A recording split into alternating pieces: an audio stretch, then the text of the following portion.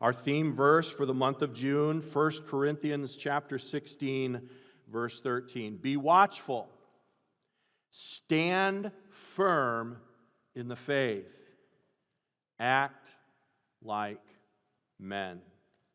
Be strong. Today is Father's Day, and as you know, similar to what we did in the month of May for godly women, we are setting this entire month aside to honor men of faith. You'll remember that men of faith are those who love God and who love others. Men of faith are those who fear God more than the words of mockers. They are those who will take a stand for Christ when others sit down.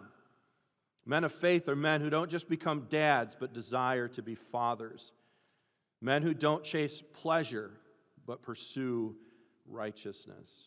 Men of faith are men who are faithful to their wives, loving them as Christ loved the church. And men of faith are those who set an example for the next generation that is worth following. Please turn, if you would, to Mark chapter 5. We're going to look at verses 21 through 43 this morning and consider a father named Jairus. Jairus was a ruler in the synagogue, most likely the synagogue in Capernaum. As a synagogue ruler, Jairus would have been a man of some influence, probably also of wealth. He was not a rabbi who taught, but rather a ruler who would oversee the functions and services of the synagogue. Now, please understand that the church and the synagogue are two different things, and it's hard to compare them, but if it helps you to understand, I would maybe say this, that a rabbi is to the synagogue what a pastor is to the church, and a ruler is to the synagogue maybe what a deacon is to the church. That gives you a little bit of an idea of who Jairus was. Now, as you may know, the Pharisees, they acted as the rabbis, and they wielded great influence over the synagogues. That doesn't mean that Jairus was a Pharisee, though some scholars believe that he was. But for sure, he held his position through the approval of the Pharisees. And it was really... his ability to hold on to that position was really dependent upon staying in the good graces of the Pharisees. Now, we also know that Jairus had a wife and an only daughter. Really, everything that we know about Jairus is contained within this passage we're studying this morning, as well as the parallel accounts found in Matthew chapter 9 and Luke chapter 8. But we do know that he was a ruler in the synagogue, he had a wife, and he had an only daughter who was within a year of becoming a teenager. Jairus clearly loved his daughter very much. One more thing that we know about Jairus, and that is that he had heard about Jesus and his miraculous abilities to heal. Now, here in Mark, I kind of chose the passage from Mark because it's very easy for us to follow some things that we need to follow in this story. So, if you found your place in Mark chapter 5, if you would just keep your finger there, but turn back just a couple of pages, and we're just going to take a quick survey of the first few chapters here. But it all started back in chapter 1, verses 26 and 27. If you find those verses, you'll see that Jesus cast out a demon right in the synagogue in Capernaum, probably the same synagogue where Jairus was a ruler, which means that more than likely Jairus actually witnessed this particular miracle with his own eyes. It continued later that afternoon, if you look at chapter 1, verse 31, when Jesus healed Peter's mother-in-law. We studied that a few weeks ago. That evening, he healed many in Capernaum, chapter 1, verse 34. He healed a leper in chapter 1, verses 40 through 42. He healed a paralyzed man in chapter 2, verses 11 and 12. He healed a man with a withered hand in chapter 3, verse 5, and many others who had diseases in chapter 3, verse 10.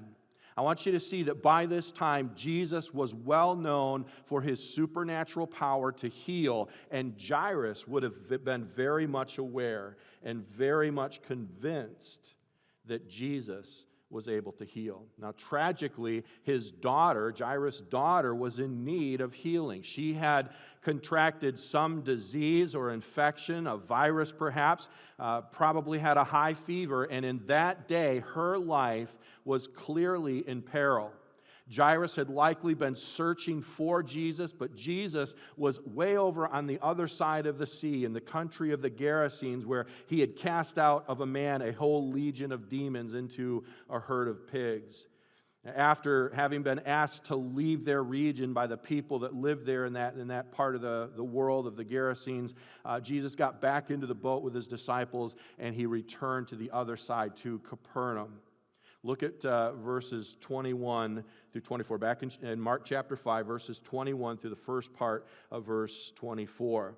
It says, "And when Jesus had crossed again in the boat to the other side," that is back to Capernaum, "a great crowd gathered about him, and he was beside the sea.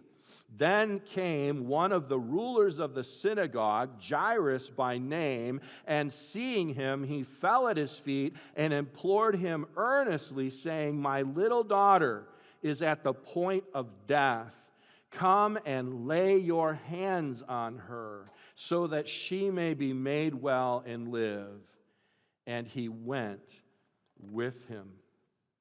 Here in these verses, we see in Jairus the courage to request. We're talking this morning about a courageous faith, and we see here the courage to request. And please understand that Jairus, he had to consider his circumstances in the synagogue.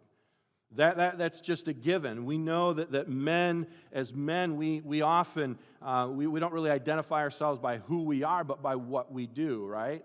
If you're a man, if I'm probably going to come up to you and I'm not going to say, "What kind of a guy are you?" or "Tell me about yourself." What am I going to ask you? What do you do, right? We all sort of identify ourselves by that, and that's something that's very important to men. I don't know if it's right or wrong, but it's very important to men, and it would have been important to Jairus. This position especially was a position of influence for him. It was a position of some prestige, and it mattered that he was a ruler in the synagogue, and he had to have considered that as he came to Jesus. Again, because he's a ruler, he's either a Pharisee, some scholars believe that, but at the very least, I'm not convinced that he was a Pharisee, but at the very least, he had to have been approved by the Pharisees to hold this influential position in the synagogue. And make no mistake, he would need to remain in the good graces of the Pharisees if he wanted to continue on as a ruler in the synagogue. And that posed a bit of a conundrum for Jairus, because by this time the Pharisees had set themselves up in opposition to Jesus. Let's do that again. Keep your place. Turn back a couple pages to chapter 2, verses 6 and 7, where the Pharisees, they accused Jesus of blaspheming when he forgave the sins of the paralyzed man. In verse 16, they were put off by Jesus eating with sinners and tax collectors. Chapter 2, verse 18, questions are raised as to why Jesus wasn't following the Pharisaical teachings on fasting. And then in chapter 2, verses 23 through 28, there's a whole controversy over conduct permissible during the Sabbath. And I want you to understand that Jesus often pushed the buttons of the Pharisees over that particular issue.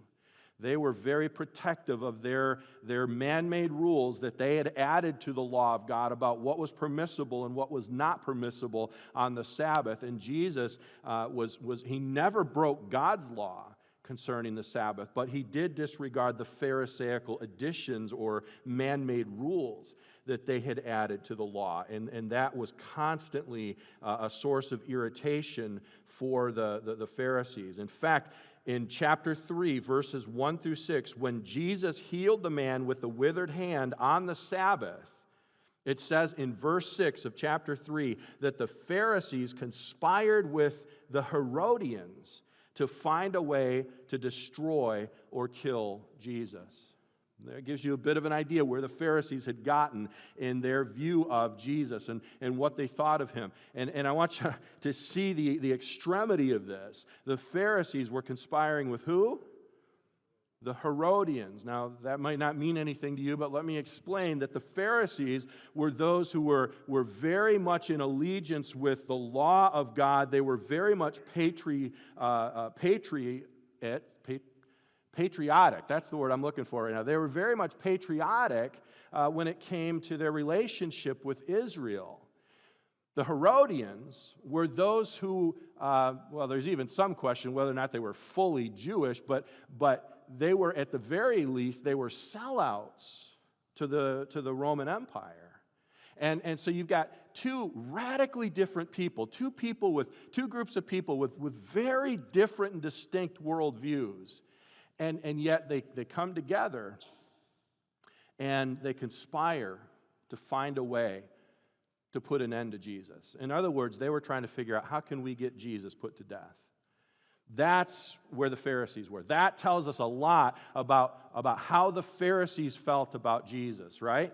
In fact, in another passage, chapter 3, verse 22, we see that the scribes from Jerusalem, and scribes were from the Pharisaical sect, they were Pharisees. The scribes from Jerusalem, they came from Jerusalem, and they accused Jesus of being possessed by the prince of demons.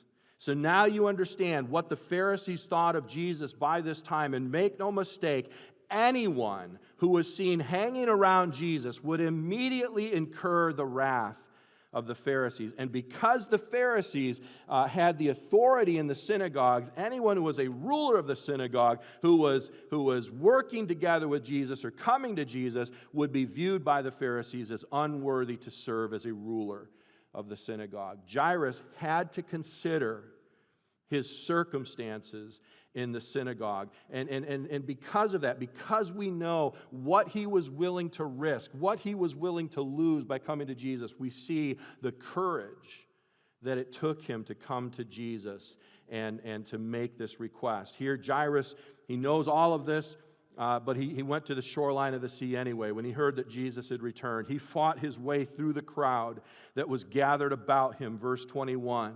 And in verse 22, we see that when he saw Jesus, he fell at his feet.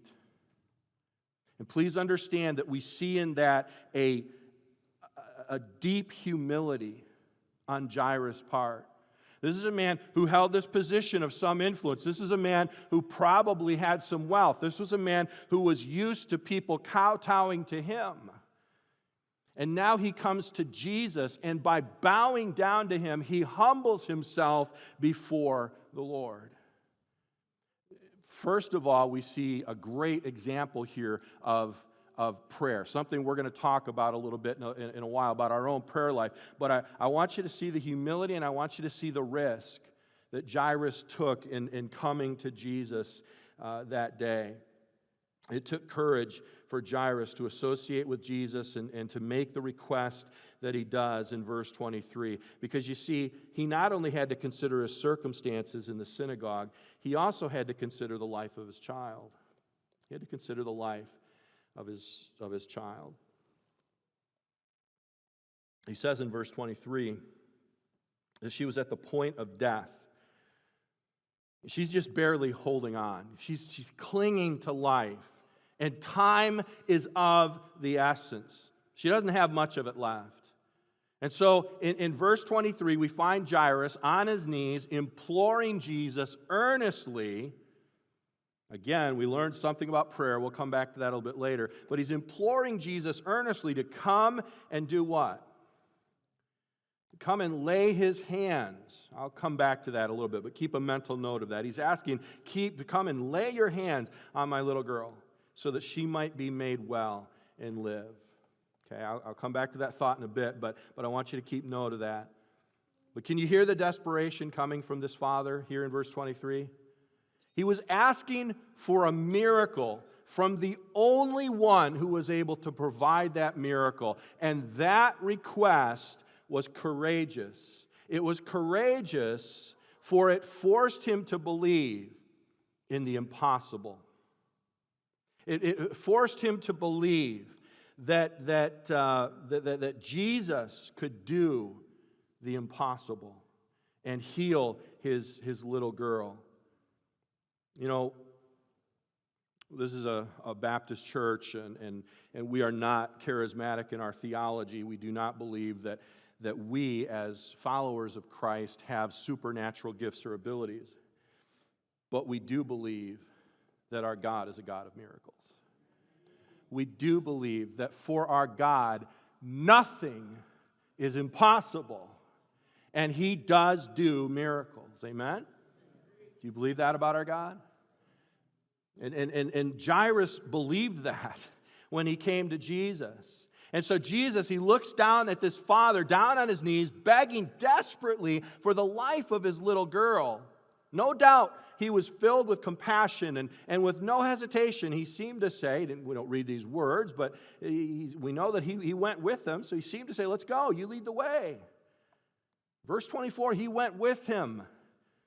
But notice, so too did the crowd that had gathered about him. You see the crowd back up in verse 21. They also went with Jairus and with Jesus. So look at, we're going to look the rest of verse 24 and read all the way through verse 34. It says, and a great crowd followed him and thronged about him. And there was a woman who had a discharge of blood for 12 years, and who had suffered much under many physicians, and had spent all that she had, and was no better, but rather grew worse.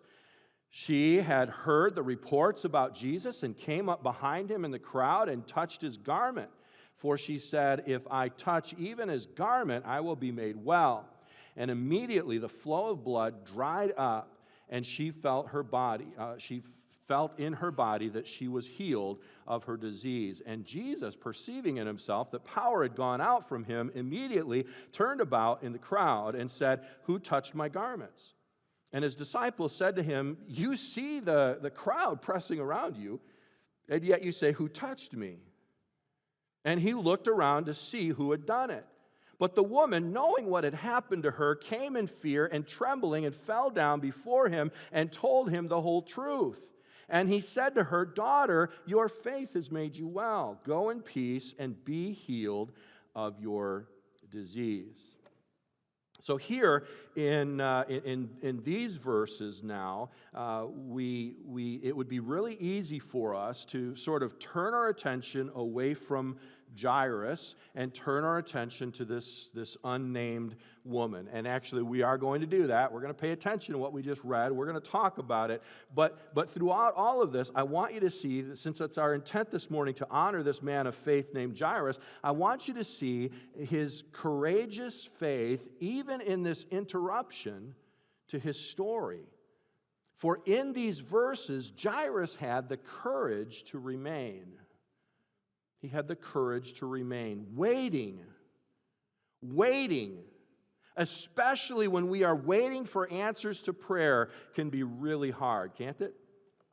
In 2013, we had to make an unplanned trip back to the U.S. from where we were living in Asia because the visa laws in China were changing. Up until that time, you could switch from one kind of visa to another kind of visa in country. But the laws were changing right about the time that I was ending my language study when I had a student visa to getting ready to go to work at the English Training Center where I had to get a work visa. And because those laws had changed, we had to come back. The only place we could get that visa was at the consulate in Chicago. And it required us being in country. So we planned a trip that was going to be for 1 month. We could get the paperwork sent to us from China and send it all into the consulate and get everything done, we thought, in 1 month. Well, as it turned out, my employer in China, because the laws were new, they were having a hard time navigating these new laws, and it was taking much longer to get the paperwork together on their end than we thought. And so we had to delay our return, and our 1 month stay turned into a 3-month stay, and we had to wait. And that wasn't easy. At the end of that 3 months, in fact, I can tell you it was August 3rd, I know because it was my mom's birthday. On August 3rd, 2013, my back, it went kaput. It was done. I could barely walk. And I had to go. Kelly took me on August 4th. She took me to the emergency room, and I had an appointment to see the doctor on that Monday. And I knew at this point, the doctors had already told me I'm going to need to get an MRI, and I'm probably going to be needing surgery. And on that Monday, I get a phone call from the employer in China saying, good news, we got the paperwork all together. And I had to tell them, put everything on hold until I find out what the doctor is going to say. And when I found out it was surgery, and when I found out I'd been put on medical leave, that 3-month delay turned into an 8-month delay, and we had to wait. And it was not easy. Waiting. Anybody love waiting? Is anybody here? Waiting is hard, isn't it? But you know what? God has a purpose in the wait. God has something to teach us in the waiting. And God had a purpose for Jairus in this wait as well. There was a reason for Jairus to stand there and remain there and wait during this episode with the woman of the discharge of blood. Remember, his daughter was on the brink of death. Her life could fade away at any moment. And time was of the essence. Jairus wanted to get Jesus there as fast as possible so that he could lay his hands on his little girl and save the life of his precious daughter. And then Jesus stops and turns and says to Jairus, wait. Have you ever had to wait for God to answer a prayer? Maybe some of you are waiting right now. It's not easy. But please know that there is always a reason for the wait. God always has what's good in mind for us, and even and especially in the waiting, there's a reason for it. If you're waiting on God, be patient. Don't stop trusting Him with all your heart. Why did Jairus have to wait? Well, because there was a woman in the crowd. And notice that crowd thronged about him. We read that word thronged in verse 24. Anybody know offhand what that word means? I didn't either. I had to look it up and find out. Actually, the word throng just means pressing in on all sides or from all sides. We used to ride crowded buses and subways back in Asia where the people thronged about us. Physical contact with others was inevitable in those subway cars and buses as we all crammed onto those things. And listen, to just tell you right now, don't go to China if you value personal space. You won't get much of it. Jesus had no personal space as the crowd thronged about him. There were people pressing in on him from every side. People that were tripping into him. People that were getting shoved into him. People that were brushing past him. And physical contact was inevitable in that crowd as they all thronged about him. There was no personal space.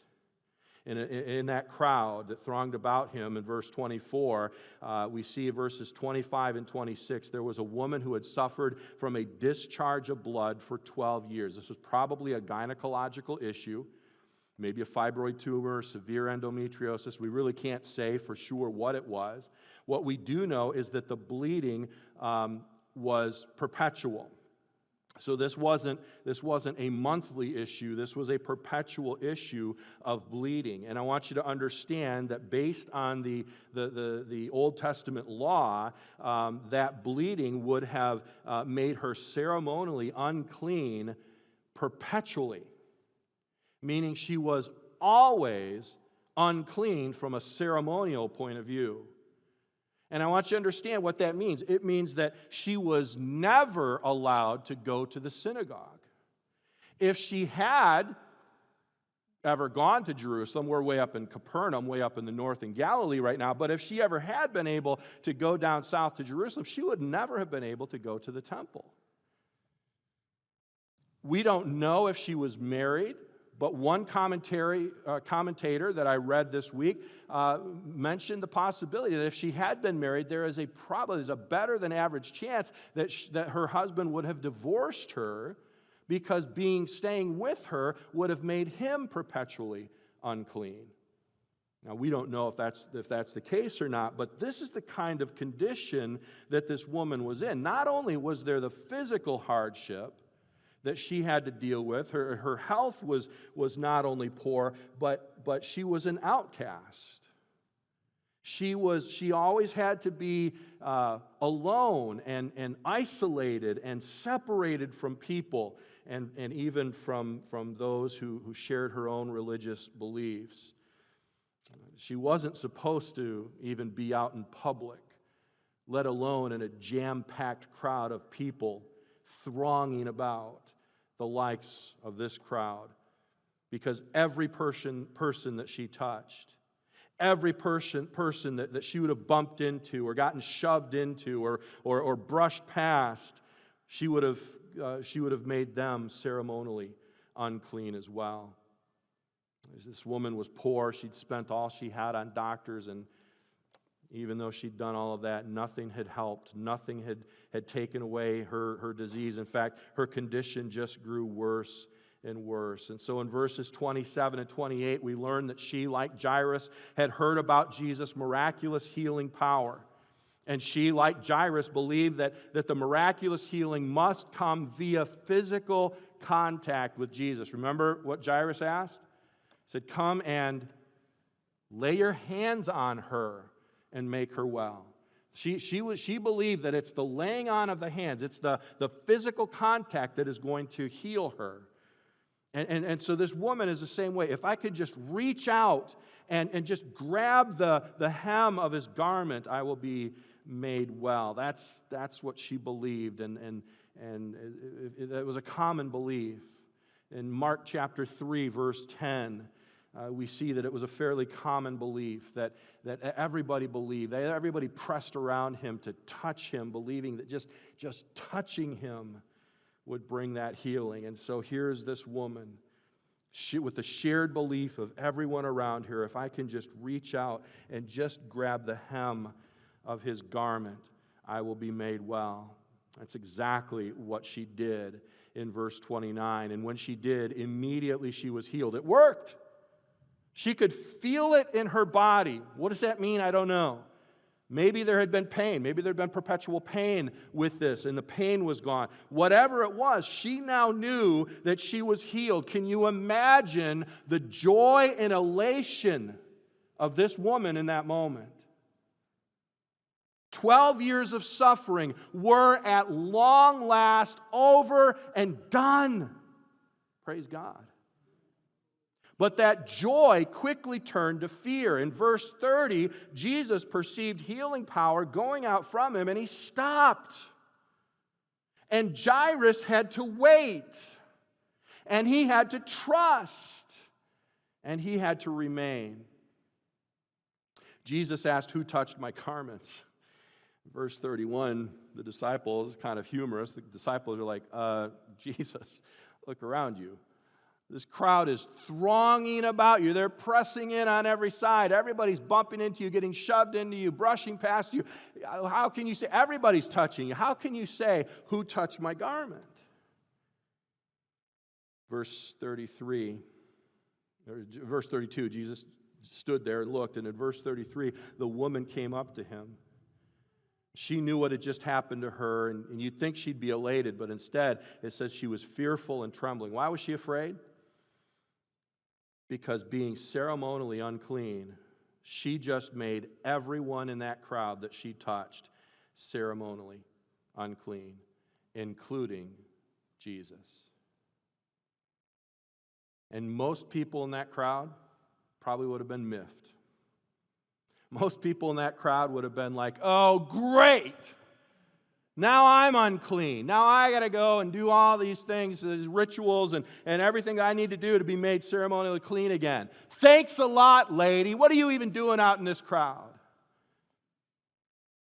But not Jesus. Do you notice that?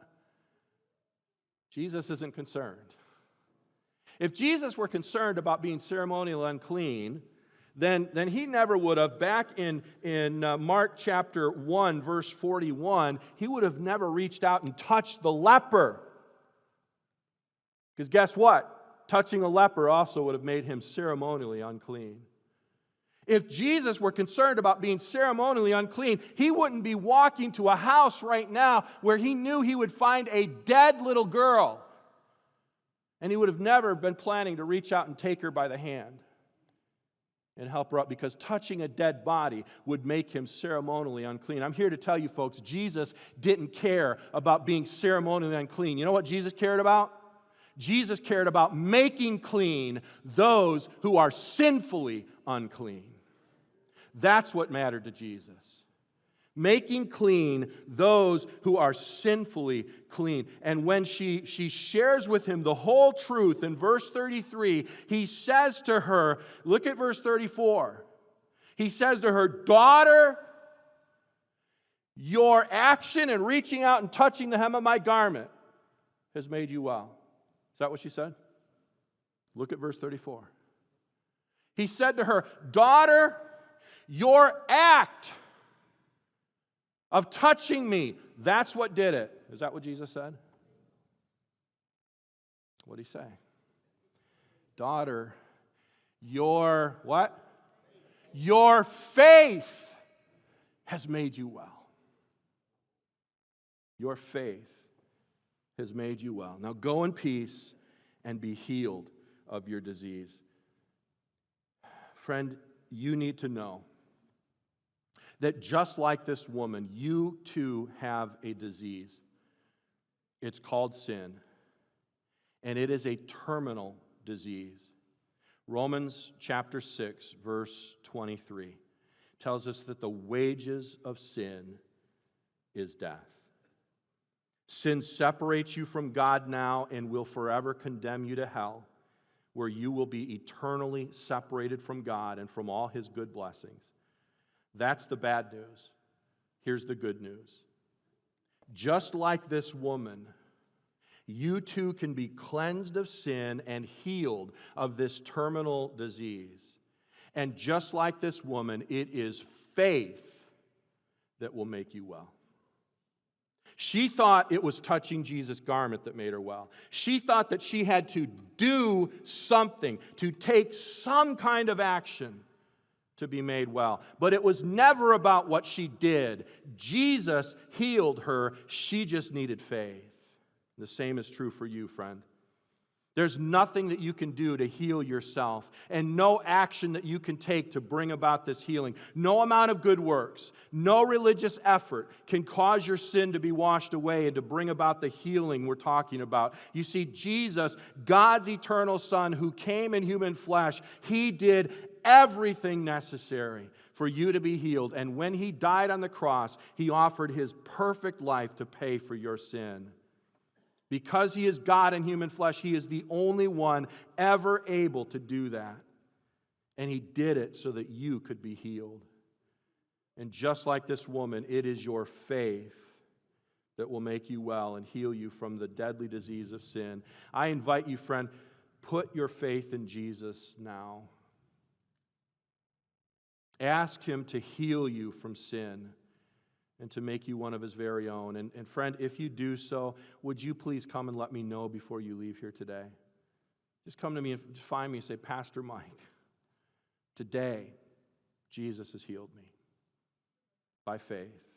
I would love to know that. If you're watching the live stream, if today is the day, would you leave a comment to that end right now and let me know? I'd love to hear that and love to share with you what it means to be a follower of Jesus Christ. Back to Jairus, this whole time the clock was ticking. Could they make it to the house in time for Jesus to save his little girl?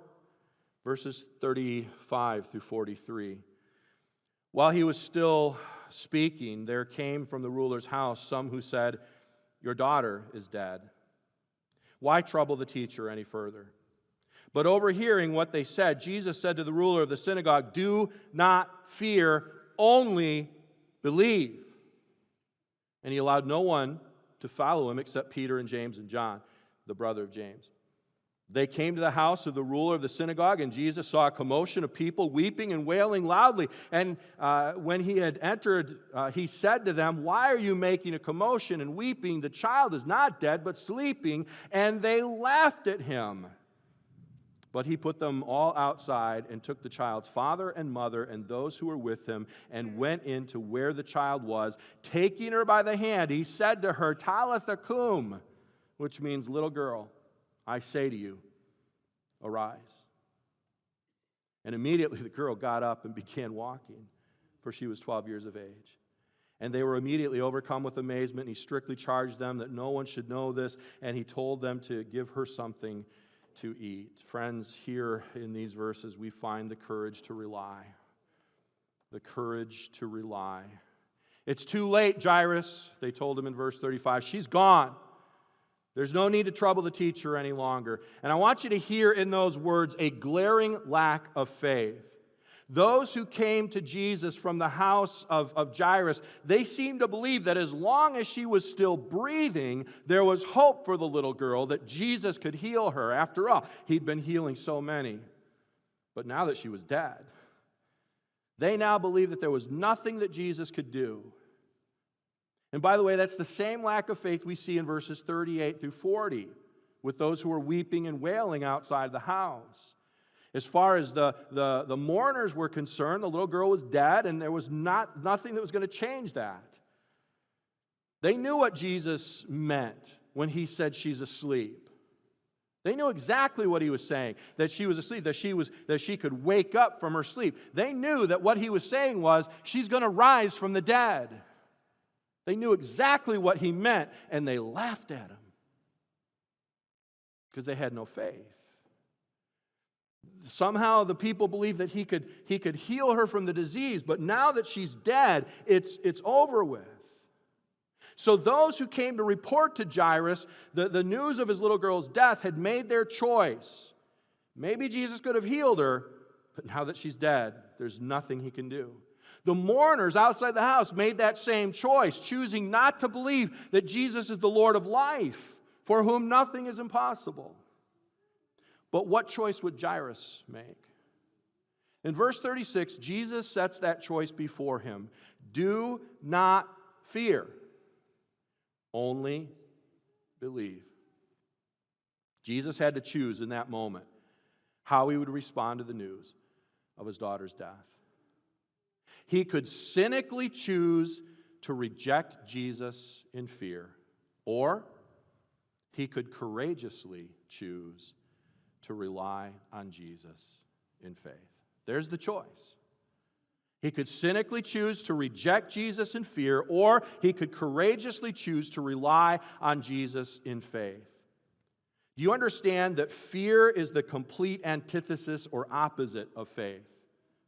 In Matthew chapter 8, verse 26, after the disciples woke Jesus up in the boat when they were on the storm-tossed sea, before he calmed the sea, he asked them this question. He said, "Why are you afraid, O you of little faith?" And I want you to see there that he's pointing out the inconsistency. He's pointing out the total disparagement between faith and fear. Why are you afraid? He kind of answered the question for them. Because you have little faith. If your faith were great, then your fear would be non-existent. But because your fear is great, that tells me that your faith is very little to non-existent. Those two things can't exist. You can't have faith and fear. They cannot coexist together. You trust God, if you trust Jesus, then that faith drives away the fear. Do you ever worry?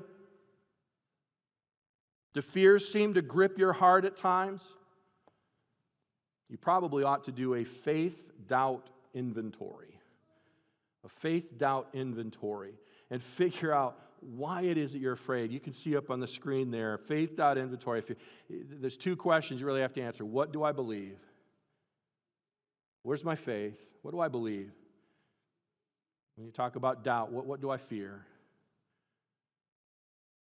We need to do that. We need to ask ourselves those questions. We need to do a faith-doubt inventory and figure out why we're afraid and what it is that we're failing to believe about God's goodness and love.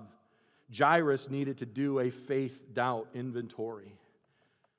He could cynically choose to reject Jesus in fear, or he could courageously choose to rely on Jesus in faith. Thankfully, he chose the courageous faith.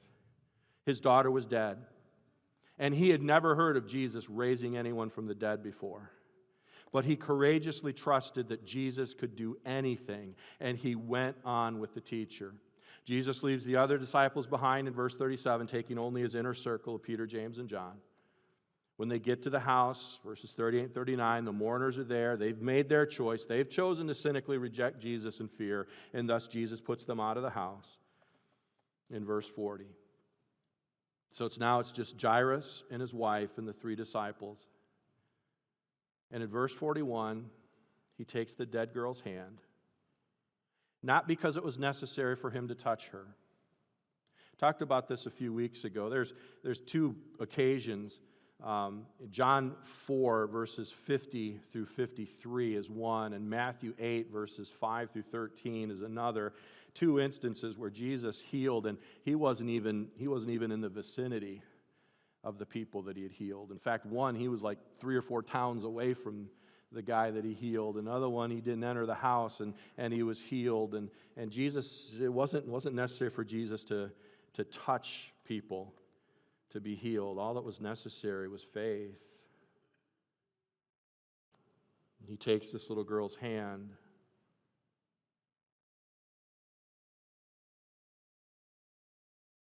The reason he took her hand, not to heal her, you know why he took her hand?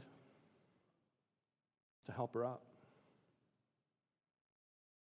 That's why he took her hand. Just to help her up.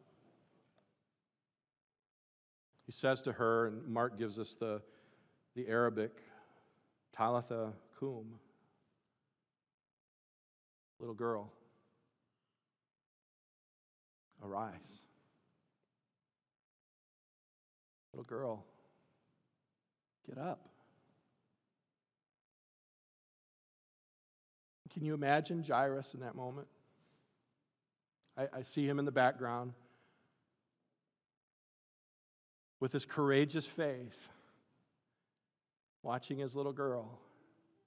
Jesus taking the cold, dead hand and saying, little girl, it's time to get up. And he watches her eyes flutter open and look up to see Jesus. And he helps her to sit up. She turns and she puts her feet on the floor and she stands up because she's 12 years old. She's obviously able to walk, and she begins to walk. I don't know what she did first, but I know somewhere in there was a hug for her daddy.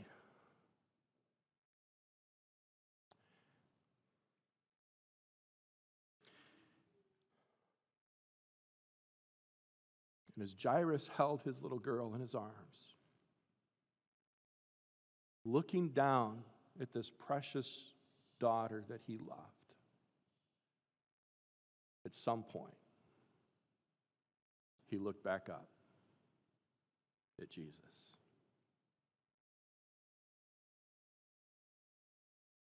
Can you imagine the joy and the elation and the courageous faith to believe the impossible? What a moment that must have been. All right, what now?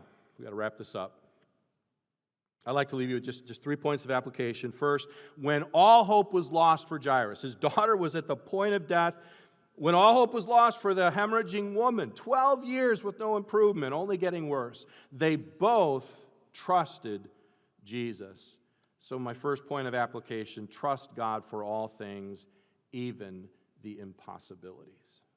Trust God for all things, even the impossibilities. Listen, friends, when health is poor, trust God for all things, even the impossibilities. When a job is lost, when finances are tight and ends don't seem to meet, Trust God for all things, even the impossibilities. When your marriage is in crisis, when your kids are rebelling, trust God in all things, even that which seems impossible. For what is impossible for our God? Nothing is impossible for Him. Second, Jairus was humble and desperate and earnest in his request to Jesus. He fell at Jesus' feet and implored Him earnestly. So my next point of application, follow Jairus' example when it comes to prayer. Follow his example when it comes to prayer. First of all, humble yourself before the Lord. When we come to prayer, make sure you're humbling yourself before the Lord. And we can take an example or a page right out of Jairus' book. He fell at Jesus' feet. I don't know if he dropped to his knees. He may have been laid out flat, prostrate before Jesus, for all we know. But he humbled himself before the Lord. Maybe that's something you can do. Maybe think about your posture in prayer. We don't typically do a lot of bowing down, but why not? If you're finding that it's hard for you to truly humble yourself before the Lord in prayer, get down on your knees if you're able to do that. Lay out prostrate if you're able to do that. Humble yourself in prayer. Another possibility for humbling yourself in prayer might include fasting in prayer. And I'm going to talk a little bit more about fasting later this summer. I'll be preaching through the Sermon on the Mount this summer. So I'll talk more about it then. But I will just say to you that I've confessed to you in recent weeks that I feel like my prayer life is just lacking something, and one thing I felt like it was lacking was that humility, and I had to get back into fasting. I used to do a lot of fasting. I hadn't done it for a while, and so I've begun to do that again. I did a 3-day fast a couple of weeks ago. I fasted 1 day this week, and I'm going to try to continue to do that and humble myself before the Lord. I would challenge you to consider fasting as a way to humble yourself before the Lord. Pray with earnestness and fervency. When the answer doesn't come when or how you had hoped, when you have to wait, do not stop trusting. Just keep praying. Keep praying. Finally, whenever a man takes on a new responsibility and sacrifices his time, he demonstrates a courageous faith. Whenever a man responds to God and says, "Here I am, send me," he demonstrates a courageous faith. Whenever a man takes a stand for the Lord when others sit down, or speaks up and proclaims truth when others clam up, he demonstrates a courageous faith. And so, as we've been doing for the last couple of months, I want to urge you to honor men of faith here at DRBC who have a faith that is courageous. A faith that is courageous. And you know what to do. Identify those men, and then somehow, a note, an email, text, whatever it is, let them know that you appreciate their courageous faith. Maybe they're an encouragement to you. Let them know that.